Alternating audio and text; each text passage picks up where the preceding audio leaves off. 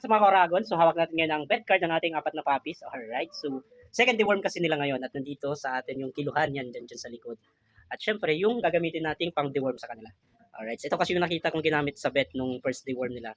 And tinanong ko kung pwedeng ako na lang muna mag-second deworm sa kanila, okay naman daw.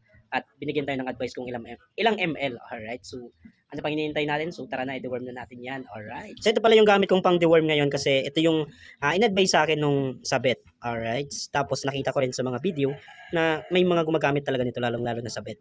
Alright. At the same time may kasama siyang sticker. Yan, 20 pieces. Para pag i-record natin, may pangdikit din tayo. Yan. Alright, simulan na natin yan. So unahin ko pala ito si Tulpo. Tulpo ang tawag ko dito kasi yan, putol yung kanyang buntot.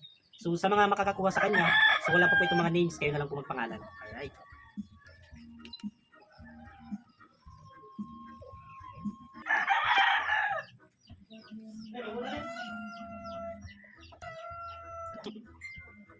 Ito ang next, si Asura.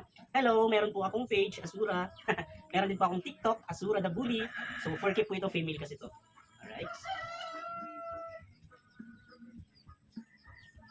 2.90.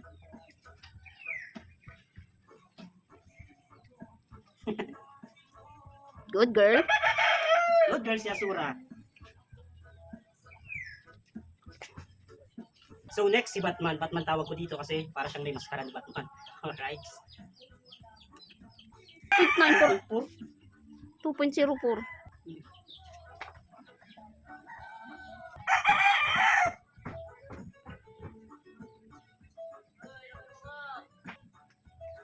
Good boy si Batman.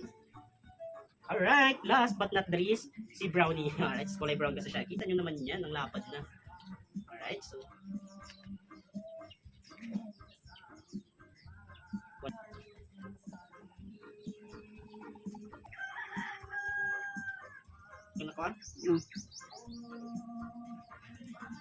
Very good, si Brownie. Brownie James. Alright.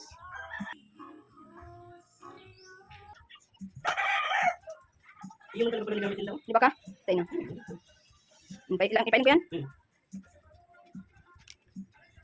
Parehas baga. Parehas mo lang yung sticker na gamit.